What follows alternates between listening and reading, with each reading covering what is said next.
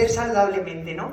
De hecho, lo he llamado rejuvenecer el envejecimiento a la ponencia. Entonces, si hablamos de envejecimiento, yo creo que hasta que me den el pasador, voy a decir pasa, porque no aparecía el pasador. Si vamos a hablar de envejecimiento, lo tenemos que definir. Entonces, cuando a mí me mandaron... Fenomenal. Muchas gracias. Cuando a mí me mandaron a hacer una de estas presentaciones hace ya tiempo, dije, ¿qué es el envejecimiento? Y me fui a la RAE. Bueno, que es que lo tenemos... No sé si lo veis. No lo veis. Porque yo quiero poner esto. Ahí está. Vale. Entonces, según la RAE, el envejecimiento es la acción y el efecto de envejecer. Soy un poco como mis hijos y dije, ¿y qué es envejecer? Bueno, pues la RAE dice que envejecer es hacer viejo a alguien o a algo, ¿vale? ¿Pero qué es ser viejo? Bueno, pues ser viejo es la persona de edad, es decir, antiguo o del tiempo pasado. Por tanto, la RAE define el envejecimiento basado en la edad. Cuanta más edad tengamos, más viejos somos, más envejecidos estamos. Pero dije, ¿qué es el envejecimiento para los médicos? Y para los médicos el envejecimiento se caracteriza por una pérdida progresiva de la función fisiológica de nuestras células, de nuestros órganos, de nuestros tejidos. Es decir, el envejecimiento desde el punto de vista médico no tiene nada que ver con la edad. Yo puedo tener 80 años y tener una función fisiológica perfecta, y puedo tener 40 y tener una función fisiológica deteriorada, y estoy mucho más envejecido con 40 que con 80. Entonces me quedo con la tercera acepción de la RAE de envejecer, que es durar o permanecer por mucho tiempo. Entonces yo quiero eso, quiero durar o permanecer por mucho tiempo, pero yo le pongo un apellido y es con salud, ¿de acuerdo? Entonces, si veis en la pantalla la esperanza de vida a nivel mundial, en todo el planeta las mujeres vivimos más que los hombres. Y como veis, en España tenemos una media de edad de las mujeres de 85 años y los varones de 80 años.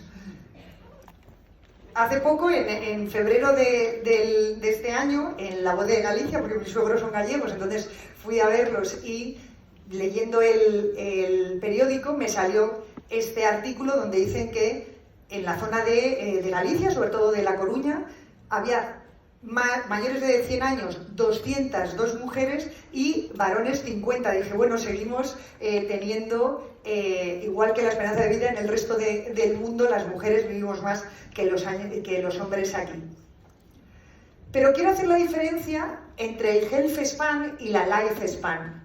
Es decir, una cosa es la esperanza de vida media, es decir, cuántos años vivimos, que sería la life span, y otra cosa es la health span, es decir, cuántos de esos años los vivimos con salud. Entonces, si veis en la pantalla, en Europa, en América, en las regiones del Pacífico Oeste, la edad media de life span está por encima de los 75 años, pero a mí realmente lo que me interesa es la línea verde homogénea, que es la health span, es decir, los años que vivimos saludables. Por tanto, en mi presentación, que estaba animada, lo que yo quiero es aumentar la health span. Hombre, evidentemente, si vivo muchísimos años con una life span muy larga y una health span larguísima, estupendo. Pero si tengo una life span muy larga, pero desde 30 años antes estoy fatal, realmente no sé si merece la pena. Entonces, el pro-aging, el envejecimiento saludable, implica alargar esa health span. Es decir, lo que queremos hacer es que la edad cronológica sea diferente a la edad biológica. ¿Sabéis quién es este señor? ¿Sí? ¿No? ¿Solo decirme sí o no? No.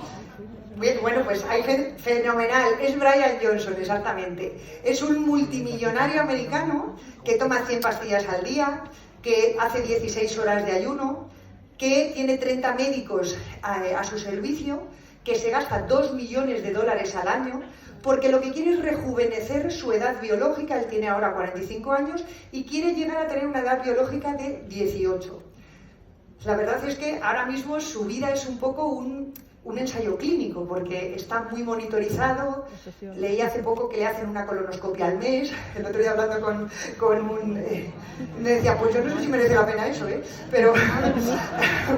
pero además duerme con un sensor en el pene para ver las erecciones nocturnas y... Sí, porque claro, eso también depende de la edad biológica de ello. Bueno, el caso es que este hombre lo que quiere es tener una health span estupenda.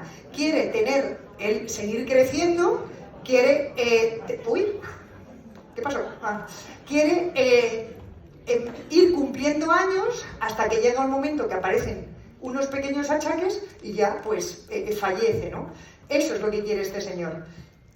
Él se gasta $2 millones al año. Yo creo que se puede conseguir sin gastar tanto, ¿no? ¿Por qué envejecemos?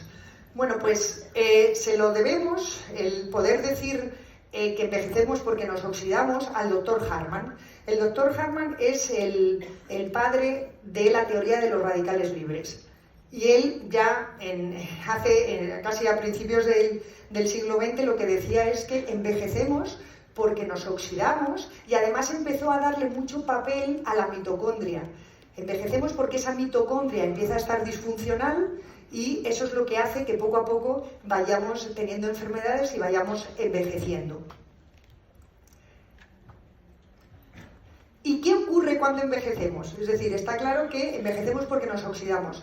¿Pero qué es lo que ocurre? Bueno, pues eso se lo debemos a este otro doctor, este es español, es el doctor Carlos López Otín, que en el año 2013 publicó un artículo donde describió los hallmarks del envejecimiento, es decir, los sellos que marcan al envejecimiento.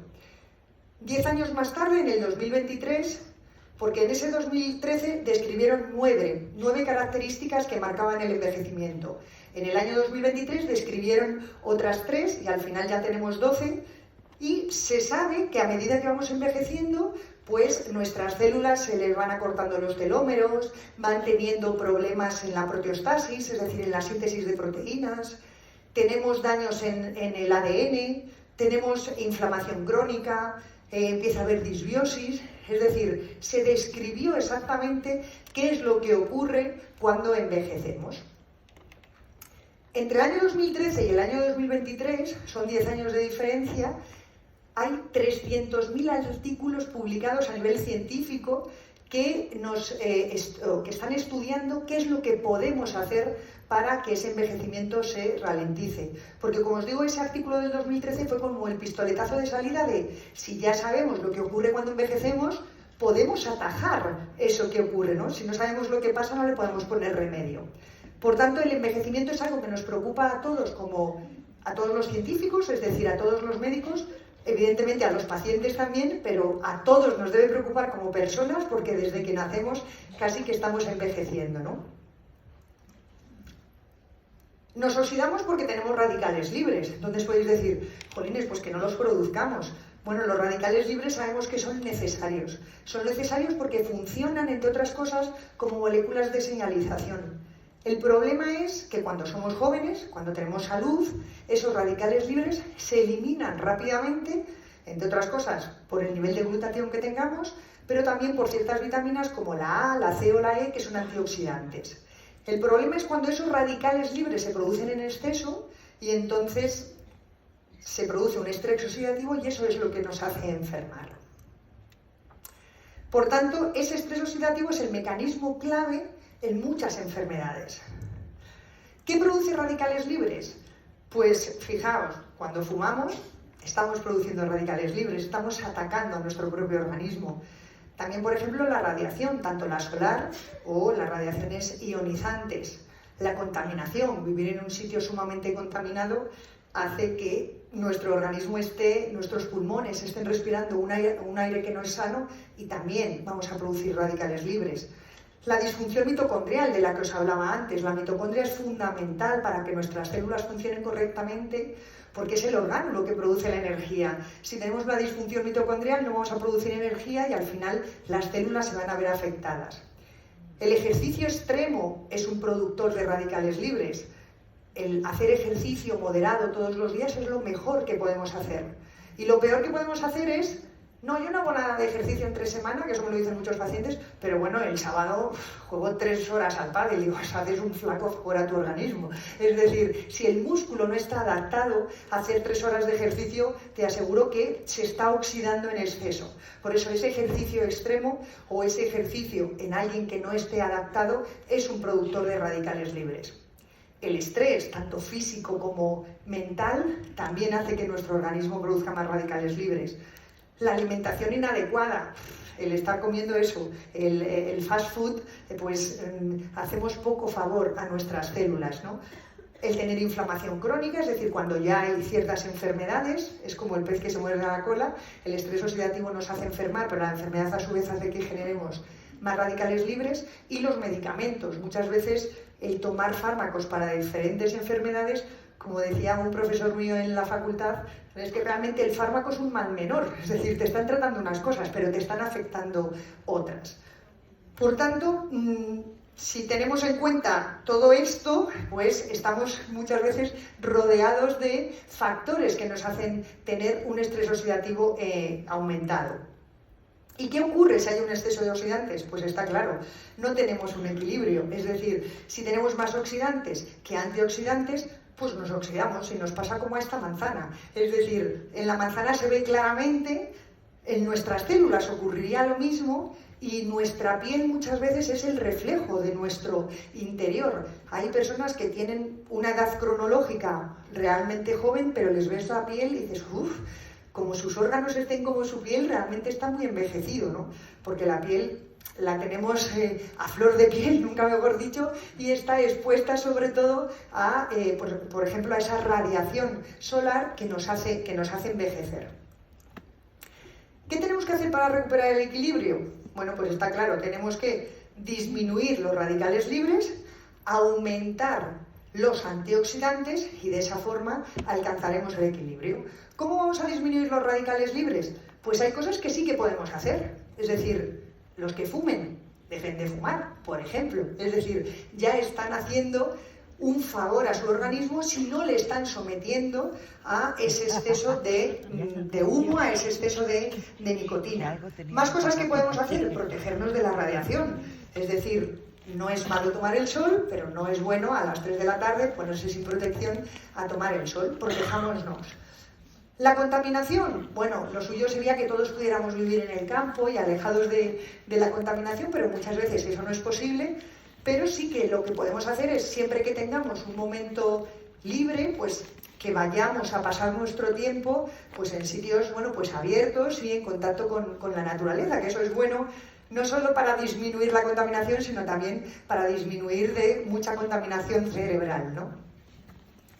Podemos hacer ejercicio, pero no extremo, es decir, podemos hacer un ejercicio más moderado. El estrés, vamos a intentar disminuirlo, que yo sé que es fácil decirlo, pero no es solo disminuir el estrés, sino también aprender a gestionar ese estrés. La alimentación, evidentemente, la podemos hacer adecuada. Es una de las cosas que esta mañana repetía, es que la forma mejor de atajar esas señales del envejecimiento es con una correcta alimentación. Eso es lo que está en nuestra mano. Y luego, en el caso de la inflamación y los medicamentos, pues hombre, si nos cuidamos, tomaremos menos medicamentos y a su vez tendremos menos producción de radicales libres. ¿Y cómo podemos aumentar los sistemas antioxidantes? Bueno, en nuestro organismo tenemos dos formas de antioxidarnos. Lo que llamamos las enzimas, que los que sois médicos aquí os sonarán, estamos hablando de la superóxido dismutasa, de la catalasa, de la glutatión peroxidasa, bueno, de unas palabrejas muy raras, pero que son antioxidantes, son enzimas que nuestro propio organismo sintetiza para ayudarnos a luchar contra esos radicales libres.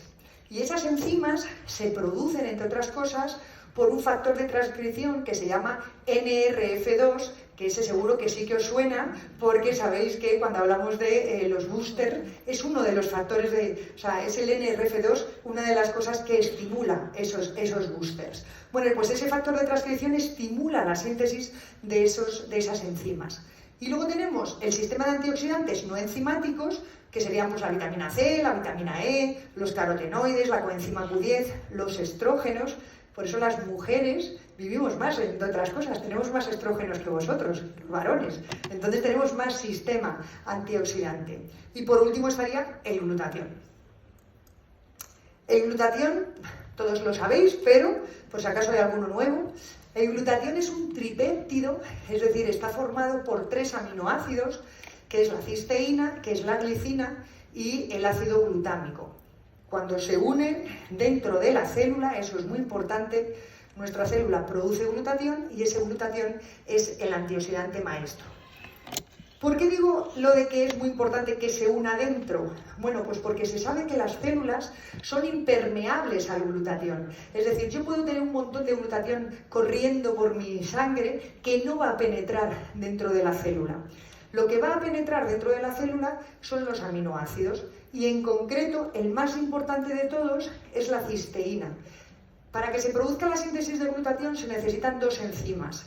La primera enzima une la cisteína con el ácido glutámico y forma un dipéptido, es decir, la unión de 2 aminoácidos. Y luego necesito otra enzima que una la glicina para ya tener el glutatión. Esta síntesis de glutatión se tiene que hacer dentro de la célula, insisto. Puedo tomar glutatión por boca en cantidades grandísimas que mi estómago lo va a destruir y me lo va a partir en aminoácidos. Una vez que sintetizo ese glutatión en el citoplasma, ya va a ir a los diferentes orgánulos de la célula. Es muy importante que ese glutatión vaya al núcleo para proteger de la oxidación al ADN, porque si está oxidado el ADN, al final están alterados los genes por un mecanismo epigenético y podemos tener muchos problemas. Desde el citoplasma también puede ir, por ejemplo, a las mitocondrias. Las mitocondrias son los principales productores de radicales libres. Están generando constantemente energía y eso implica, como una chimenea cuando está produciendo energía, cuando está produciendo fuego, que emite humo y ese humo son los radicales libres. Tenemos que tener mucho sistema antioxidante en esas mitocondrias para neutralizar esa formación de humo. Y tiene que ir también al retículo endoplasmático. Y el retículo endoplasmático es donde se sintetizan las proteínas, por tanto tampoco puede estar oxidado. Porque si yo tengo ese retículo endoplasmático oxidado, las proteínas que voy a generar van a estar oxidadas también. Lo que quiero que veáis en esta diapositiva es que os decía que el glutatión las células son impermeables para el glutatión, pero si os fijáis, el glutatión que produce la célula, si no lo utiliza del todo, es capaz de salir fuera de la célula. Entonces, la membrana celular es impermeable al glutatión desde fuera de la célula adentro, pero desde dentro a fuera no hay problema. Si tenemos un exceso de glutatión, ese glutatión va a salir fuera de la célula. Y una vez que está fuera de la célula, veis ese cuadradito azul, que es la gamma GT. Los que seáis médicos sabéis que es una de las cosas que medimos en la analítica, cómo están la GOT, la GPT, que son las transaminasas, y la gamma GT. Bueno, la gamma GT es una de las que se encargan de hidrolizar ese glutatión que está fuera de la célula en los aminoácidos de los que está compuesto, lo separa en cisteína, en glicina y en glutámico, y la célula es capaz de volver a absorber la cisteína. ¿Por qué os digo esto? Porque si en la analítica veis que los pacientes tienen un aumento de gamma GT, es una de las mejores formas de explicarlos que tienen exceso de radicales libres. Es decir, tienes estrés oxidativo y tu hígado está intentando producir glutatión y ese glutatión que está produciendo está haciendo trabajar a esa gamma GT. Por tanto, si está elevado es una de las mejores formas, insisto, de explicar que hay estrés oxidativo. ¿Por qué os digo que es el antioxidante maestro? Fijaos, esto ni lo tenéis que aprender, pero lo que veis arriba del todo es lo que ocurre en la mitocondria cuando la mitocondria empieza a producir ATP. Ese oxígeno pasa al ion, que es uno de los primeros radicales libres que aparecen, y hay una cascada de situaciones en las que lo que veis en azul, donde pone GSH, es el glutatión. Fijaos dónde actúa en numerosos puntos. Es decir, si no tenemos suficiente glutatión, no somos capaces de cortar esta cascada de eventos oxidativos y al final pues, se produce la oxidación de las proteínas, la oxidación de los ácidos nucleicos, la oxidación incluso de los lípidos y aparecen las enfermedades. Por eso es el antioxidante maestro, porque es que actúa en numerosos escalones. Si no tenemos ese glutatión, no tenemos esos cortafuegos. Las enfermedades relacionadas con el estrés oxidativo son muchos, incluidas el envejecimiento, pero fijaos, quiero que os fijéis en esto. Las situaciones que están relacionadas con el déficit de glutatión están claramente estudiadas, es decir, el envejecimiento como tal, pero también enfermedades como el Alzheimer, el cáncer, la enfermedad hepática crónica, el deterioro cognitivo, es decir, siempre que hablamos de, tengo demencia, ¿tendré Alzheimer? Bueno, el Alzheimer es una de las demencias fundamentales, el 75% de las demencias son Alzheimer, pero también hay deterioros cognitivos que pueden llegar a ser demencia sin ser Alzheimer y está implicado el estrés oxidativo. La diabetes, el HIV, la hipertensión, la infertilidad, el lupus, la esclerosis múltiple, la enfermedad de Parkinson, o sea, cientos de enfermedades están producidas o están relacionadas con el déficit de glutatión. Sabemos que según vamos cumpliendo años, la cantidad de cisteína que tenemos en nuestro plasma disminuye, pero no porque nos lo haya dicho alguien porque le ha parecido, sino porque hay estudios. Es decir, este es del año 98 y como veis la primera columna es la cantidad de cisteína que hay en plasma en las personas entre los 20 y los 29 años. De los 30 a los 69 ya disminuye la cantidad de cisteína, pero es que por encima de los 70 la cantidad de cisteína es muchísimo más bajita. Y el nivel de glutatión intracelular, esto es muy importante, si sois capaces de medir alguna vez la cantidad de glutatión, hay que medirlo dentro de las células, no me vale que te digan cuánto glutatión hay en plasma, porque ese realmente no es el eficaz es el que está dentro de las células. Bueno, pues el nivel de glutatión intracelular también disminuye con la edad. Esto es un estudio que se hizo solo en mujeres y la barra blanca, como veis, entre los 30 y los 40 años tenemos un nivel de glutatión bastante aceptable, entre los 50 y los 60 baja considerablemente y por encima de los 70 incluso está un poco más alto que entre los 50 y los 60, pero sigue estando bajito en relación a las personas por debajo de los 40. La explicación que daban en el artículo, y no les falta razón porque por encima de los 70 había también mujeres de 100, tenían más de 70, pero eran centenarias. Es que posiblemente han llegado a 100 años porque tenían los niveles de glutatión más altos. No es que según vamos cumpliendo años el glutatión aumenta, no, sino que posiblemente lleguemos a más viejos, la palabra no es más viejos, sino a cumplir más años porque tenemos más glutatión en nuestra sangre, en nuestras células, vamos. Este artículo también es muy interesante porque, fijaos, van a medir los niveles de glutatión en pacientes que tienen más de 60 años con DMA, es degeneración macular, que tienen más de 60 años con diabetes sin tener degeneración macular, más de 60 años sin diabetes ni degeneración macular, es decir, eran personas sanas, pero mayores de 60 años, y en el cuarto grupo son pacientes de personas menores de 60 años, también sanas, sin diabetes ni degeneración macular. Y lo que se demuestra es que a medida que vamos cumpliendo años tenemos menos glutatión y si tenemos enfermedad también tenemos menos glutatión. Fijaos, la barra blanca lo que nos mide es la cantidad de glutatión, el GSH normal, que es el glutatión reducido, es decir, el glutatión bueno, el que realmente hace su efecto. La barra negra me mide el glutatión total. Glutatión total implica cuánto glutatión reducido tengo y cuánto glutatión oxidado tengo. El glutatión oxidado no me sirve, ya es como un cartucho que ya hemos usado. Veis que los menores de 60 años, C, es decir, los controles, los que tienen menos de 60 años pero están sanos, tienen unos niveles muy buenos de glutatión reducido y unos niveles muy buenos de glutatión total. Y hay muy poquita diferencia entre el total y el reducido.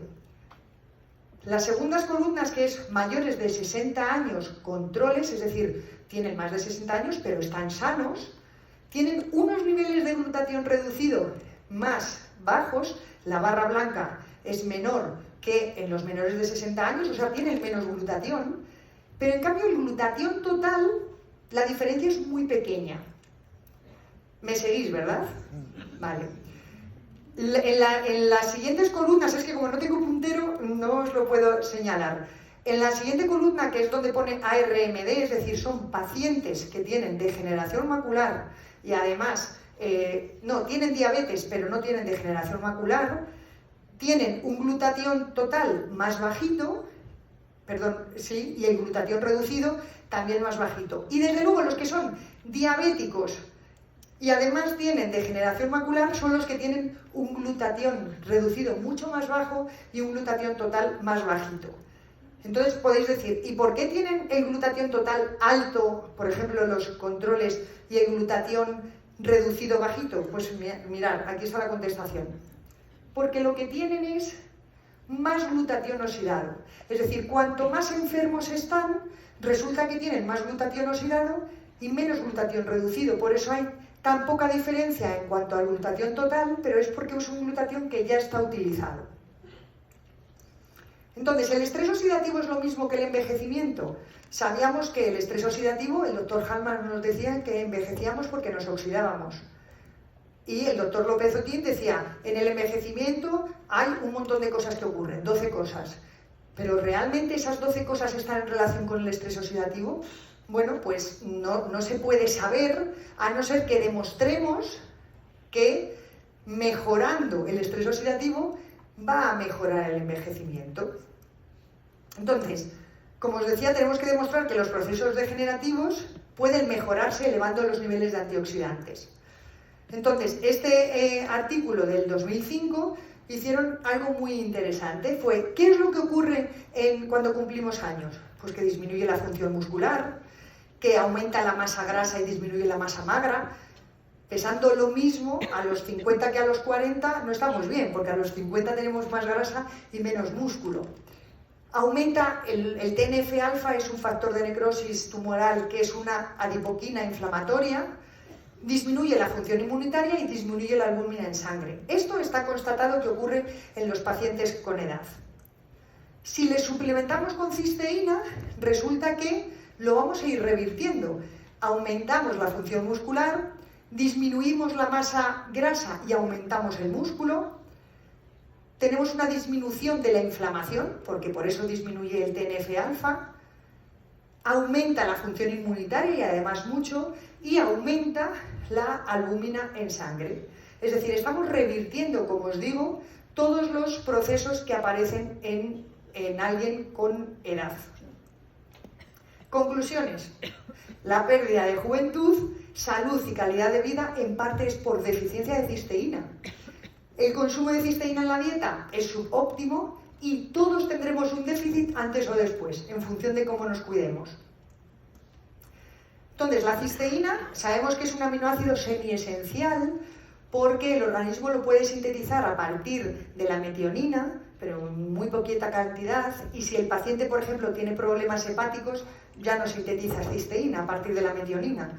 La cisteína se oxida muy fácilmente porque es muy inestable y su forma de disulfuro se llama cistina, es decir, la cisteína tiene un SH, ese radical de azufre, que es lo que le hace ser tan sumamente inestable. Pero cuando esos radicales de azufre se unen una cisteína con otra, es como que forman una coraza, forman una molécula que se llama cistina, y esa cistina veremos que luego es muy importante porque es la que es capaz de estar protegida de los ácidos del estómago, de las secreciones del páncreas y de llegar al intestino y absorberse completamente. La mayoría de estudios clínicos sobre suplementación con cisteína se han hecho o bien con el NAC, que es la N-acetilcisteína, o bien con un aislado de proteína de suero de leche sin desnaturalizar, rico en cisteína de origen natural, que suena un poco, ¿no? Bien. Entonces, si hablamos del NAC, yo me he ido al vademecum, al vademecum americano. El NAC siempre, de hecho esta mañana en el congreso me lo presentaba un visitador como un suplemento nutricional y realmente no se puede presentar como un suplemento nutricional porque la FDA lo considera medicamento, pero a día de hoy todavía aquí en España se presenta como un suplemento nutricional. La N-acetilcisteína además, si miramos si es seguro, nos dice que es seguro, posiblemente, sea seguro para la mayoría de los adultos, pero puede causar efectos secundarios como sequedad de boca, náuseas, vómitos, diarrea, es decir, no deja de ser un fármaco y puede producir efectos secundarios. También nos dicen que en los niños es probable que sea seguro, pero que se recomienda no darlo más de 12 semanas.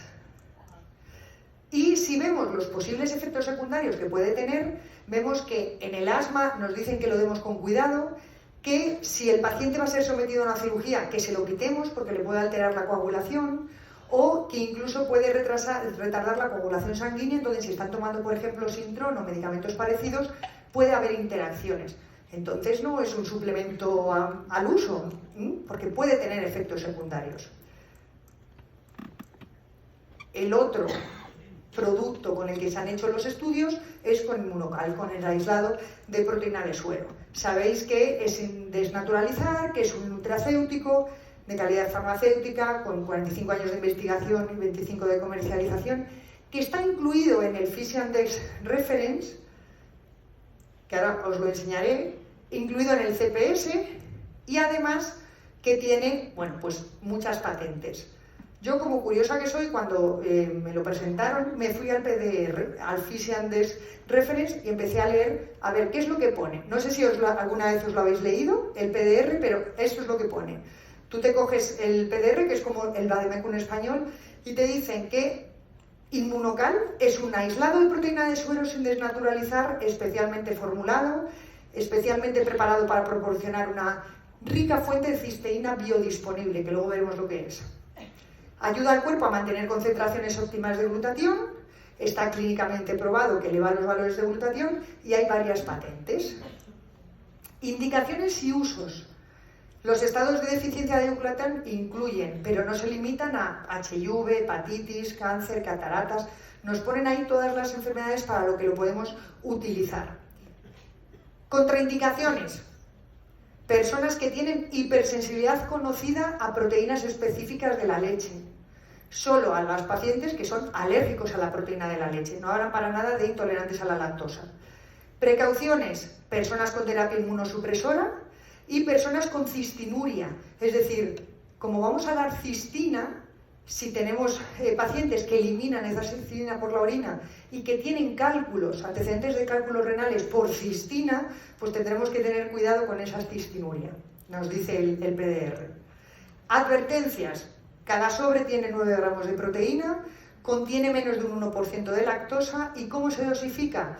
Pues si tenemos problemas de salud, 20 gramos por día, o sea, 2 sobres por día, y para pacientes con SIDA, EPOC o enfermedades más graves, de 30 a 40 gramos por día, es decir, de 3 a 4 sobres por día, sin efectos nocivos. Se tiene que administrar con el estómago vacío o con una comida ligera. Es decir, todo viene en el PDR. Y además nos dicen que no hay riesgo de sobredosis y que puede haber reacciones adversas tipo hinchazón y calambres gastrointestinales si no se rehidrata bien, es decir, si os tomáis el polvo casi sin agua, pues claro, al final cuesta digerirlo, o puede haber una erupción transitoria similar a la urticaria si hay una reacción de desintoxicación severa. Por tanto, cuando os pregunten ¿esto cómo se administra? ¿Esto para qué sirve? Es que simplemente les tenéis que dar el PDR, no hay ningún tipo de no, es que me lo estás contando, no, es que es lo que dice, es como nuestro vademecum español. ¿Cómo lo tenemos que reconstituir? Es un aislado de proteína, deshidratado, por tanto hay que rehidratar adecuadamente, lo ideal es consumirlo después de mezclar, y si se premezcla para consumo posterior, nos dicen que hay que refrigerarlo. Y en la comida estábamos hablando de, claro, es que no se puede utilizar cucharilla de metal. No, realmente no hablan de cucharilla de metal, lo que nos dicen es que no utilicemos líquido caliente para rehidratarlo, porque entonces sí que lo podemos desnaturalizar, y que no usemos licuadora de alta velocidad, porque entonces también lo podemos desnaturalizar. Y lo más importante es que es una proteína de suero sin desnaturalizar, y eso es lo que realmente le da el valor al producto. Entonces, para hablar de la desnaturalización, yo creo que tenemos que contar brevemente qué son las proteínas. Los que sois médicos, perdonadme, pero yo creo que es importante recordarlo. Las proteínas son una secuencia de aminoácidos. Esos aminoácidos, como os digo, se sintetizan en el ribosoma, en una parte de la célula, y se van sintetizando aminoácidos que se van uniendo como ese collar que vemos ahí. Pero las proteínas tienen una estructura, hay 4 niveles de estructura. Según salen de ese ribosoma y son un aminoácido tras otro, estamos hablando de que esa proteína está en una estructura primaria. Cuando esa proteína empieza a adquirir ciertas formas, porque se empiezan a hacer uniones entre puentes de hidrógeno y empiezan a tener esa forma de espiral, esa proteína ya está en una forma secundaria. Hay una estructura terciaria en la que ya es un verdadero bucle y es donde se empiezan a establecer las uniones de los puentes disulfuro de las proteínas entre sí y luego una estructura cuaternaria que es cuando se unen varias proteínas entre sí. ¿Por qué os digo esto? Porque fijaos, si miramos esta tabla, que seguro que todos conocéis, de donde vemos qué proteínas tiene la proteína de leche materna y la proteína de vaca, vemos por un lado que una principal diferencia entre la leche de vaca y la leche materna es que la leche de vaca tiene mucha caseína y la leche materna prácticamente no tiene, porque hablamos de 26 gramos por litro frente a 3,2, la diferencia es considerable. La caseína es la principal proteína que no está en el suero de leche. Realmente las proteínas que están en el suero de leche son la beta-lactoglobulina, pero fundamentalmente las que más nos interesan son la alfa-lactoalbúmina, la albúmina y la lactoferrina. Como veis, la leche materna tiene más alfa-lactoalbúmina, tiene más albúmina y tiene más lactoferrina que la leche de vaca. ¿Por qué son estas tan importantes? Porque si nos fijamos en la cantidad de cistina o en la cantidad de cisteína que tienen estas proteínas, son las que más tienen. Por ejemplo, la alfa-lactoalbúmina tiene 8 cisteínas, que al final son 4 cistinas. Lo vais a ver mejor aquí. Mirad, esta es la composición de la alfa-lactoalbúmina, es decir, tiene 123 aminoácidos y esos enlaces que veis, ¿ves? Cis se une con otro cis que está allá arriba. Cis es aminoácido cisteína. Y estos es los puentes es porque esa cisteína, que es la 120, resulta que está unida por un puente disulfuro con la cisteína de ahí arriba. Claro, esta es si vemos la proteína lineal, pero como hoy en día se puede hacer todo en 3D, esta es una alfa-lactoalbúmina vista en su composición normal. Está hecho ahí un ovillo. ¿Por qué? Porque tiene puentes disulfuros entre esas cisteínas, que es lo que hace que la proteína tenga actividad biológica. Es muy importante que no rompamos esos puentes de cisteína, porque si los rompemos, pierde toda su actividad biológica.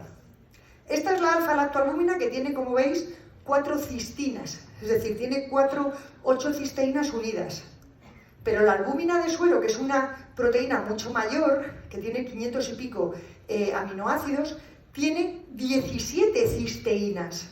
Y tiene esa conformación que parecen unos rizos. Y la lactoferrina, que es otra de las proteínas activas del suero de leche, es una proteína mucho más grande, tiene 17 cisteínas, es decir, realmente tiene muchos enlaces y por eso es una proteína tan grandísima. ¿Por qué es tan importante que no las desnaturalicemos? Fijaos, Inmunocal está formado por una proteína de suero de leche sin desnaturalizar, que tiene esa composición, y no es que me la haya inventado yo, es que lo miré en el artículo del año 1995 donde describen qué tipo de producto estaban dando en este estudio y describen Inmunocal. Inmunocal vemos que tiene un 56% de beta-lactoglobulina, un 28% de alfa-lacto, un 10% de albúmina y un 0,65% de lactoferrina. Pero lo más importante es que tienen esas proteínas sin desnaturalizar, con esos puentes de unión de los enlaces disulfuro. Entonces, si tenemos en cuenta que la leche de vaca, es que siempre me he preguntado, ¿cuánta cantidad de cisteína estamos dando al paciente por sobre? ¿Alguien me podría responder?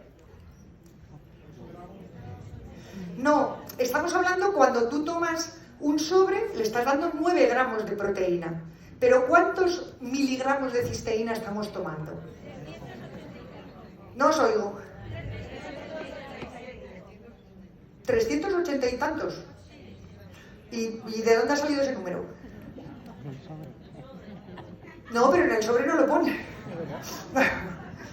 Bueno, yo os digo que yo he hecho las cuentas según esto, ¿eh? Es decir, si tenemos en cuenta que la leche de vaca tiene 33 gramos por litro de proteínas. Un litro de leche de vaca tiene 33 gramos de proteína. Pero de esas 33 gramos de proteína, el 82% es caseína. Es decir, tan solo en la leche de vaca, tan solo un 12% son proteínas del suero. Es decir, un 12% de 33 son 6, más o menos.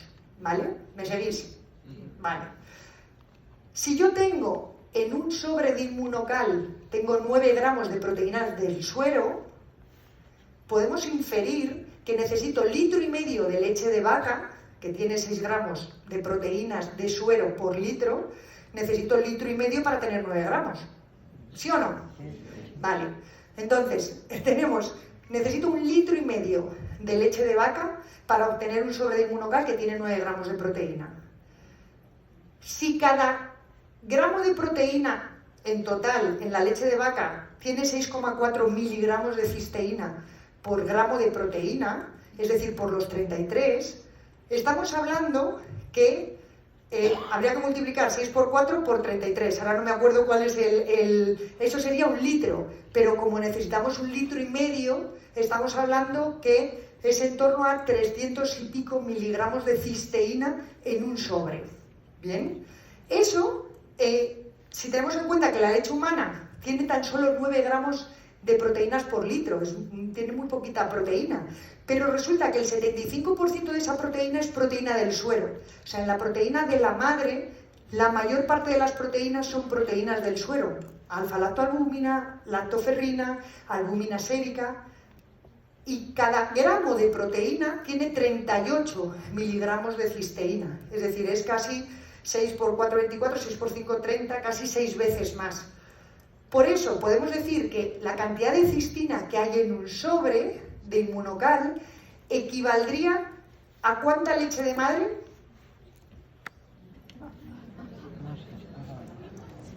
A 900 mililitros de leche de madre equivale. Según esto, es decir, yo simplemente he hecho las cuentas con los datos que se saben de la cantidad de cistina.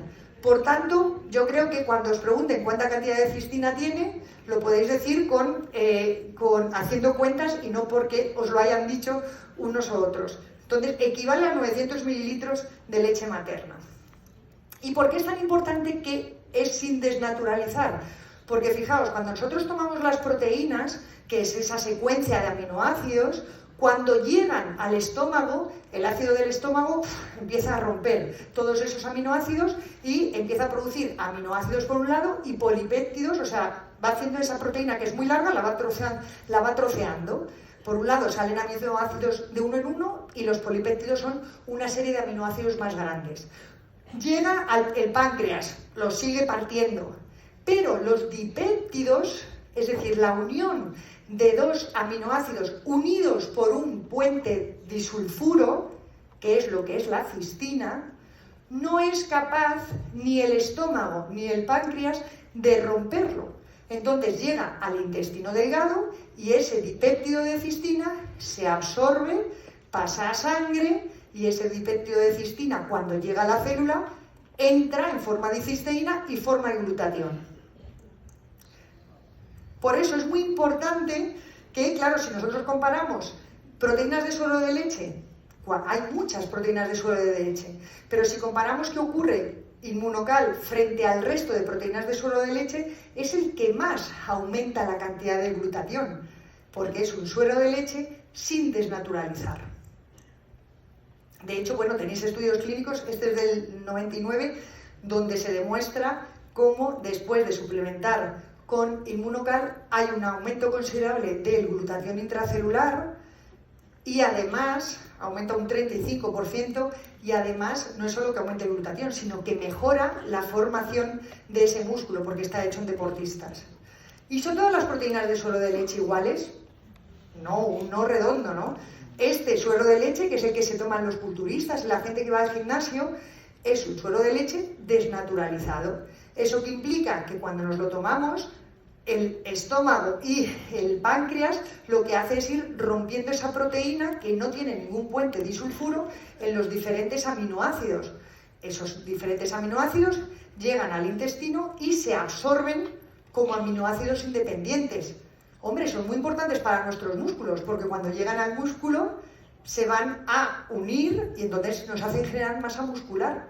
Pero esos aminoácidos independientes no van a generar glutatión. Por eso es tan importante que la proteína esté sin desnaturalizar y es lo mágico de este producto, que han conseguido tratar ese suero de leche sin romper los puentes disulfuro. Por tanto, también se ha visto, por ejemplo, que en los pacientes que tienen obesidad tienen un aumento del glutatión oxidado y un aumento de los productos que se miden para ver cómo está su ADN, para ver cómo están sus lípidos, lo tienen todo aumentadísimo. Las personas simplemente por tener obesidad, aunque no tengan enfermedad. Y por el hecho de disminuir de peso, van aumentando los niveles de glutatión porque mejoran ese estrés oxidativo. Por tanto, a los pacientes que tienen obesidad, si les damos Inmunocal, que les damos una fuente de producción de glutatión, les estamos ayudando simplemente por darlo a luchar contra ese estrés oxidativo que tienen sí o sí por tener exceso de peso. Si además los hacemos perder peso, mucho mejor.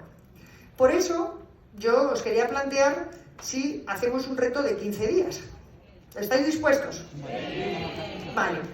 Porque yo lo que os sugiero es, mirad, por cada 2 sobres de Inmunocal estáis tomando 18 gramos de proteína, que es una ración buenísima de proteína. De hecho, yo a mis pacientes cuando los pongo a perder peso, muchas veces les doy 15 gramos de proteína por dosis. Con 2 sobres de Inmunocal lo tendríamos cubierto.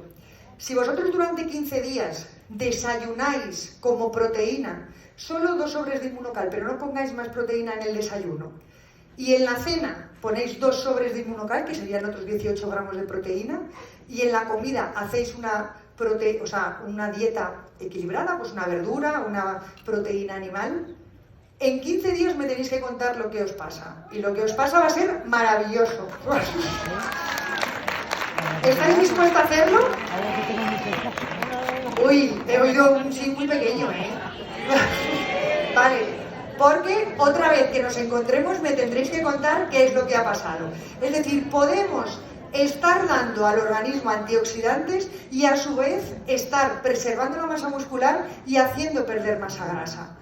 O sea, podéis combinar la Inmunocal no solo para tratar enfermedades, sino para mejorar ese exceso de grasa que todos en mayor o menor medida podemos tener.